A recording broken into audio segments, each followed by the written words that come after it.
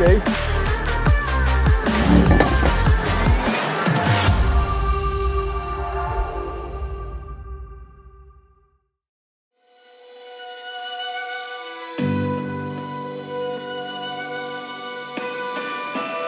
Na svete je len hrstka aut, ktoré nepotrebujú reklamu, no len jedno z nich vám na počkanie ukáže to, čo bude v reklamách na ostatné auta o 10 rokov.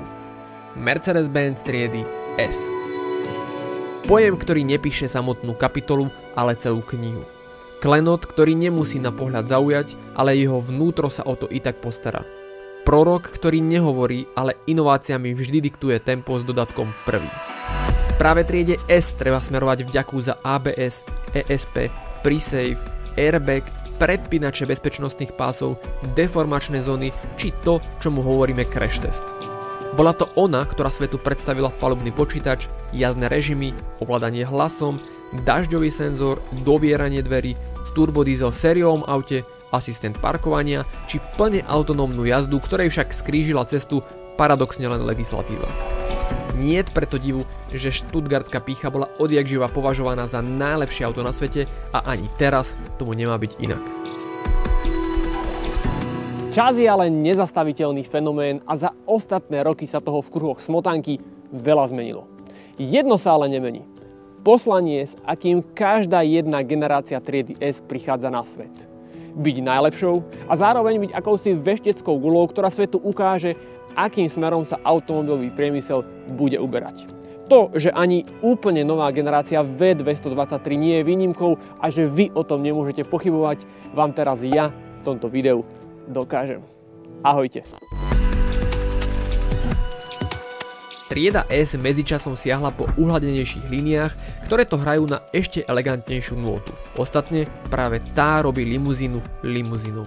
Ušie svetlá na oboch koncoch síce dodávajú istú optickú štíhlosť, majestátny celok ale statočne klame telom.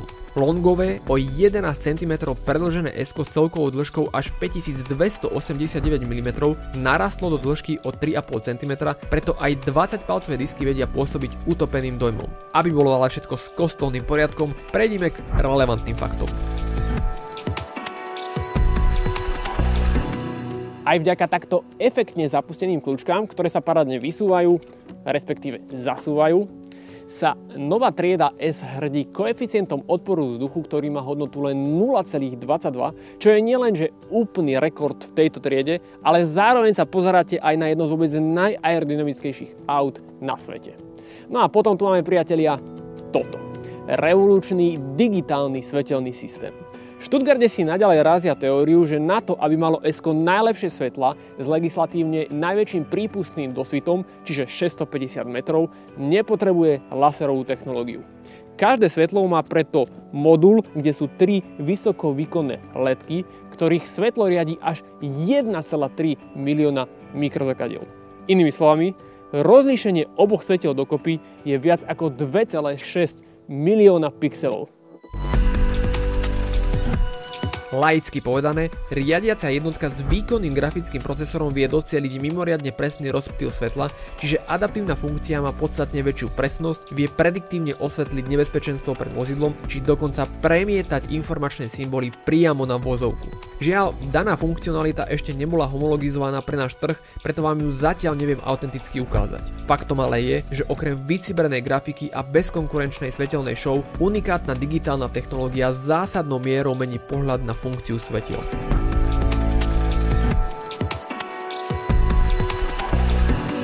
Uhladenejšie a tradične elegantné, až také noblesné línie vrcholia v zadnej časti, kde sa po dlhých desiatkách rokov opäť nasťahovali horizontálne orientované svetlomety. Ich samotný tvár možno vyžaduje trošku zvyku, no ich vnútro, ktoré tvoria desiatky osobitných, krásne nadizajnovaných ledkových segmentov, zaručí pozoruhodný umelecký zážitok. To, že tu sa nachádza o 20 litrov viac, čiže 550 litrov, nezohráva asi veľkú rolu, no vám dozaista padne sánka až v momente, keď nazriete do tohto interiéru. Poďme sa preto porozprávať o tom, prečo Mercedes-Benz medzi luxusnými počinmi kope svoju vlastnú ligu. Áno. Práve vnútorná oáza pokoja, pohodlia a prvotriednych technológií je to, v čom Mercedes-Benz udáva trendy a nikto ma o opaku nepresvedčí. V Stuttgarte už dlhé roky totiž definujú, ako má esteticky vyzerať a na posádku vplývať výkladná skriňa tých najlepších technológií bez toho, aby pôsobila prehnane okázalým alebo naopak stereónnym dojmom. Vlajkovú loď trojcípej hviezdy tak roky sprevádza povestne precízny punc luxusu a detailu. A viete, čo je na tom najlepšie? Že v novom S-ku všetko toto zažijete snáď dvojnásobne. Akurát problém je v tom, že toľko je tu tých vecí, čo vám chcem ukázať a toľko mám na jazyku slov, čo vám chcem o tomto povedať, že ani neviem, kde skôr začať. Dizajn. Toť subjektívna záležitosť, no začnem asi ním. Nebudem klamať, keď som videl prvé fotky, tak mal som také trošku zmiešané pocity, no už po pár dňoch, keď som jednotlivé detaily precítil a začal vnímať tak trošku pozornejšie, tak som sa vnútorne utvrdil, že sa mi to páči. No a naše prvé rande, moje naozaj veľké očakávania len a len predčilo, a to si povedzme, že čierna napa koža a tmavohnedý orechový dekor patrí asi k tomu najfadnejšiemu, čo si môžete v tomto kokpite nakonfigurovať, no nič to nemení na tom, že keď si sadnete do tohto auta, tak vám garantujem, že po pár sekundách, keď začnete všetky tieto detaily všetkými vašimi zmyslami vnímať, tak ostanete doslova pav. OK, ten dizajn neriešim, nech si urobí každý názor sám, no testoval som ako novú A8, niekoľko nových sedmičiek, no faktom je, že taký exkluzívny pocit, takú výnimočnosť a takú úžasnú atmosféru, akú zažijete v tomto kokpite, v tých spomínaných modeloch rozhodne nezažijete. Aktuálny trend masívnej digitalizácie zo sebou priniesol opäť zásadnú zmenu koncepcie palubnej dosky a teda aj slušný rozruch. Otvorene si ale povedzme, že tak tomu bolo aj po odhalení predchodcu a hľa, pri pohľade do súčasných kokpitov môžeme už prehlásiť, že dvojica veľkých displejov vtedy doslova predbehla dobu. Ponovom však vnútorné prvky pripomínajú skôr prvky z architektúry interiérov a jacht, čo potvrdzuje prístrojová doska zlúčená s veľkým telom ozdobného prvku do jednej časti. Úplne nový koncept palubnej dosky, ktorý tvorí vyše 12-palcový displej digitálnych budíkov a 15-palcový panel, ktorý efektne a elegantne vystupuje zo stredového tunela. Navyše podľa mňa predstavuje lepšie riešenie, ako tomu bolo doteraz, pretože tie širokouhlé displeje sú super, no v tých súčasných Mercedesoch mi niekedy vadí, že ten stredový displej, ktorý je dotykový, je tak ďaleko a zároveň tá nová dotyková plocha je taká nemotorná. Tu je to krásne začlenené do tej palubnej dosky, je to parádne po ruke a navyše tá ovládateľnosť a intuitívnosť je na novej úrovni. Ak som dlhé roky hovoril, že iDrive má o čosi lepšiu intuitívnosť, tak len do tohto momentu, pretože ten nový infotainment, to rozloženie, tá grafika, to ako to vyzerá, ako ľahko sa vrátite kde chcete, ako to je celé poupratované, je fakt akože jednotka s hviezdičkou. V spodnej časti máte vždy panel klimatizácie, tu máte také základné nastavenia, čiže napríklad voľba jazdného režimu. Čiže všetko je proste tam, kde by som to čakal, je to po ruke, veľmi jednoduché na obsluhu a veľmi intuitívne. No a čo sa týka tých animácií, rozlíšenia a grafiky, tak proste opäť to zopakujem, že Mercedes je ďaleko pred konkurenciou. Navyše, Apple CarPlay je v tomto aute už bezdrôtový, no a na moje veľké prekvapenie a počudovanie už pekne vyplňa ten atypický rozmer displeja. Mimochodom, ten panel má síce 15 palcov, no ten OLED displej ako taký má iba 12,8 palcov. No a potom tu máme úplne nové digitálne budíky, ktoré tiež prešli veľkými zmenami. Je tu 7 základných zobrazovacích štýlov, čiže napríklad informácie o aute. Viete si zobraziť mapu do toho širokouhlého zobrazenia.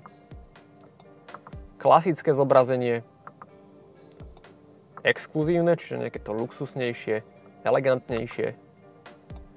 Potom je tu decentný štýl, ktorý minimalizuje všetko a zobrazí len to najpodstatnejšie, čiže niečo ideálne na cestovanie v noci.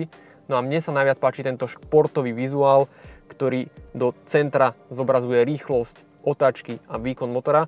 Škoda len, a to som trošku prekvapený, že Mercedes-Benz ustúpil od toho, že už tú ľavú a pravú časť si neviete inak nastaviť, čiže je tu len to, čo tu vidíte, dokonca si tu neviem zobraziť ani mapu a napríklad pokiaľ chcem vidieť spotrebu, tak musím sa preklikať do iného režimu.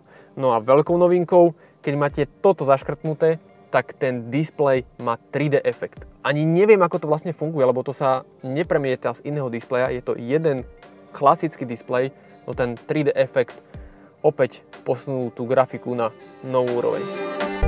A to platí aj pre prevratný head-up display s prvkami rozšírenej reality. Vodič pri navigácii vidí do priestoru vloženej pokyny vo virtuálnej vzdialenosti vyše 10 metrov, kde plocha zobrazenia zodpovedá 77-palcovej obrazovke.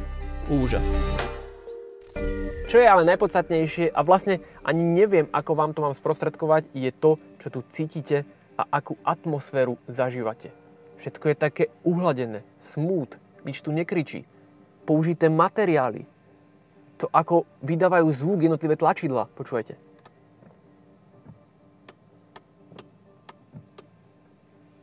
Smerovka. Tieto výduchy pekne cvaknú v tých stredových polohách, takže si to viete krásne poupratovať. Hliníkové pádla, skutočné drevo, jemná koža, vankušiky. Neskutočné. A dokonca sú tu všade prítomné dotykové ovládacie prvky, no aj napriek tomu, že ich nemám rád a neznášam, tak v tomto aute to z nejakého dôvodu proste funguje perfektne. Ešte aj ten volant, na fotkách som si hovoril, že viac sa mi páči ten AMG-čkový, no dotykové plochy absolútne s nimi nebojujem a keď chytíte tento drevený veniec s jemnou kožou vo vnútri, tak ten volant ani nechcete pustiť. Úžas! No a pokiaľ chcete, tak si viete urobiť aj diskotéku.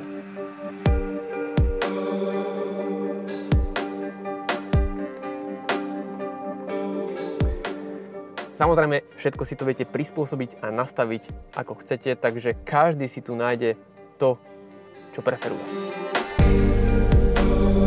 K aktivácii osobného profilu ponovom postačí otlačok prsta v rámci biometrickej autentifikácie. Potom si už len užívate vlastné nastavenie 4D priestorového zvuku Burmester s plejadou 30 reproduktorov a budičov harmonického zvuku priamo v sedadlách. Ich masážne funkcie tvorí 6 vzduchových bublín umiestnených bližšie k povrchu kvôli intenzívnejšiemu zážitku. No a o ten sa stará i náladové osvetlenie s 250 diodami, ktoré sú pri sebe každých 16 mm. A teraz si predstavte, že toto všetko zažijete zo zadného, doslova prezidentského miesta, kde vás opantáva prvotriedne spracovanie, kde si vás hýčkajú obrovské displeje, tablet a kde ste ponorení do týchto mimoriadne, fakt, že mimoriadne pohodlných a komfortných sedadiel s povestnými hebkými vankušikmi. Naozaj musím povedať, že takýto komfort a pohodu vzadu neponúka ani Rolls-Royce Ghost. To mi verte. Proste ten cit pre detail, spracovanie, roletky,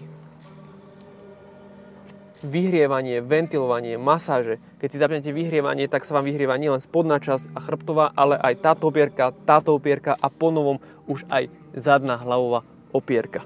Proste niečo neskutočné. Štvorzónová klíma, cup holdery, kde si môžete dať nápoj vychladiť alebo zohriať, rozmerná dvojdelná panoramatická strecha a tento obrovský reproduktor Sen. No aby toho nebolo málo, tak Mercedes-Benz zašiel ďalej aj s tým hlasovým asistentom a v S-ku ponúka systém, ktorý dokáže sám detekovať, ktorý člen posádky na ten systém hovorí. Sledujte. Ahoj Mercedes. Hovořte nyní, prosím. Zapnúť vyhrievanie sedačky. Zapínám vyhřívání sedadla. Čiže som si nastavil niečo ja sám bez toho, aby som zmenil nastavenie vodičovi alebo spolujazdcovi.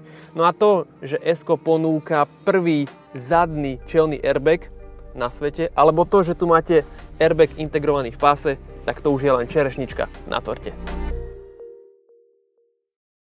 Ďalší klenot sa nachádza pod tou dlhočíznou prednou kapotou.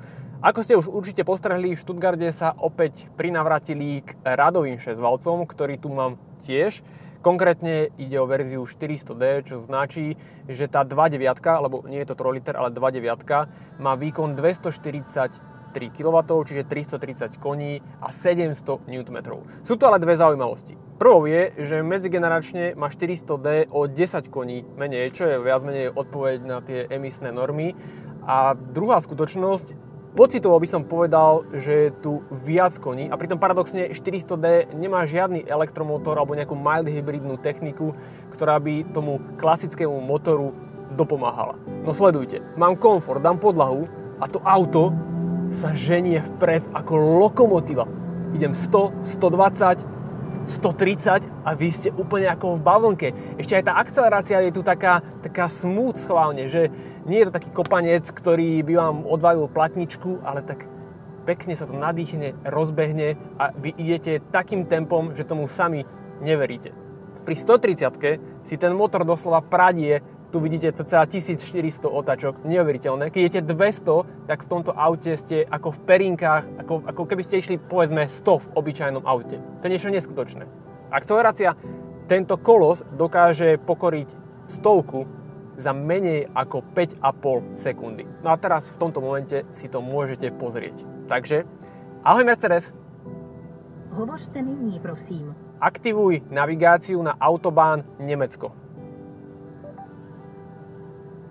Byly nalezeny tyto výsledky. Kam chcete jet? Autobahn. Navádění k cíli se spouští. Sledujte.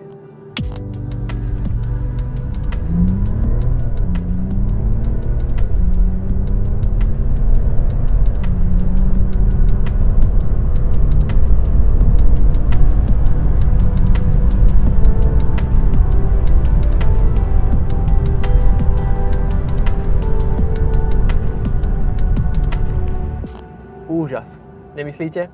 A hlavne ten pocit, aký pri tej akcelerácii zažívate, ako to auto s takou noblesou a gráciou dokáže zrýchlovať aj v tých vysokých rýchlostiach. Okrem toho, s verziou 400D viete bez najmenšieho problému z dlhodobého hľadiska jazdiť so spotrebou v rozmedzi 7 až 8 litrov, čo je neskutočné. Ak zoberiem do úvahy, že tento kolos, ktorý váži 2380 kg, môže mať spotrebu menej ako 8 litrov a pritom ponúka nadštandardnú dynamiku a ten naftový motor v interiéri nepočujete, tak vlastne ani neviem, či by som potreboval benzínový motor.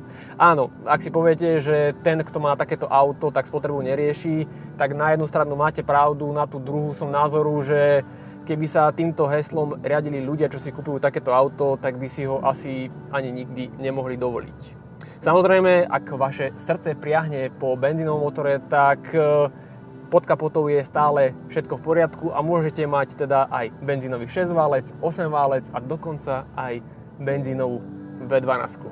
Čo sa týka prevodovky, je tu 9-stupňový automat, no o ňom veľmi hovoriť nechcem, lebo prakticky v tomto aute ako keby ste ani nevedeli, že tu nejaká prevodovka je, pretože ten automat radí extrémne, fakt že extrémne zamatovo.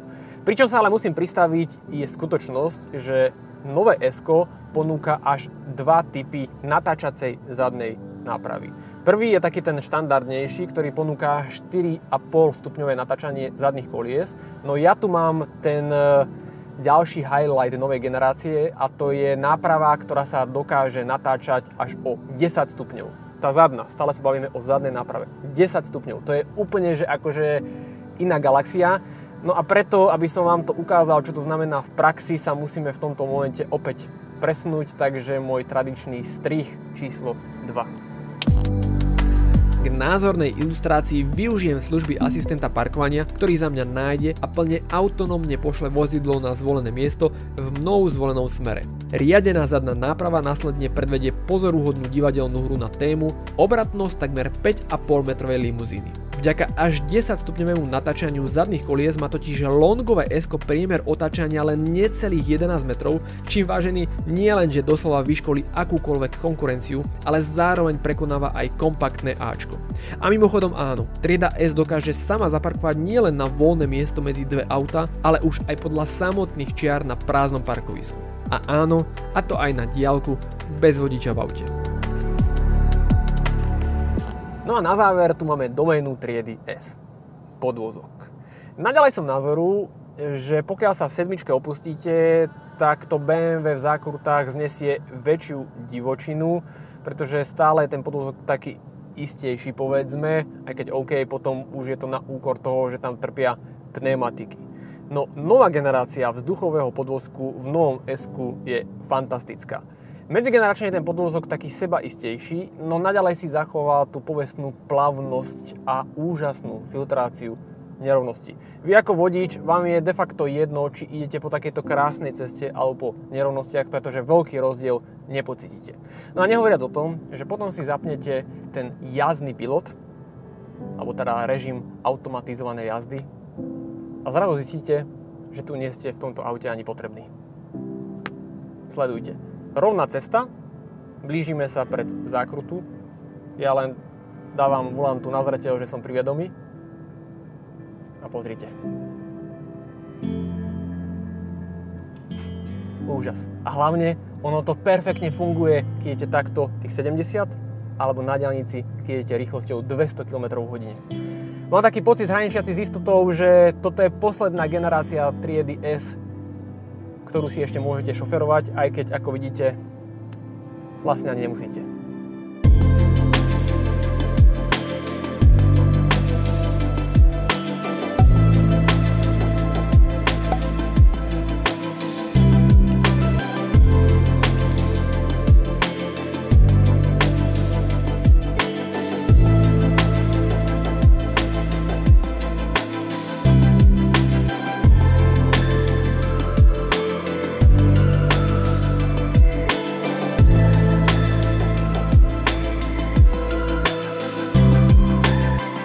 O tom, ako je S-ko odlučnené a ako dokáže odfiltrovať okolie, tak o tom by som mohol napísať osobitný článok. Tu keď si sadnete a zavrete dvere alebo okna, tak vy ako keby ste lusknutím prsta vypli okolitý svet. Jeden príklad za vše. Keď vonku prší a ste na mieste vodiča, povedzme, tak vy reálne ani nepočujete tie kvapky, ako týkajú na to čelné okno, a keď zapnete stierače, tak iba vidíte, ako sa to myhá, no reálne nič nepočujete. To je niečo neskutočné. Opäť to zopakujem, že mal som možnosť vyskúšať všakovaké limuzíny. Jazdil som aj Rolls Royce, ktoré sú samozrejme trošku inde, je to taká modla. No ak zoberiem toto ako celok, ako to auto vyzerá, ako jazdí, čo ponúka, aké má technológie, ten komfort, luxus, ten cit pre detail, tak proste, ako vždy hovorím, kráľ je len jeden. A to je proste fakt. Pretože nech je akýkoľvek konkurenčný model lepší než ten zo Stuttgartu, tak pokiaľ ide o luxusnú limuzínu, práve tá je výsadou značky Mercedes-Benz. Teraz to má však ťažšie než kedykoľvek predtým, lebo rivali sú neúprosnejší a marketingom zaslepená verejnosť neraz nevie oceniť prínos trojcipej pýchy. S-ko ale naďalej svojím statusom či históriou drží žezlo a dáva to jasne najavo. Stačí, keď spoza jeho volantu uvidíte tú hrdo sa vstyčujúcu hviezdu a viete, ktorá bije.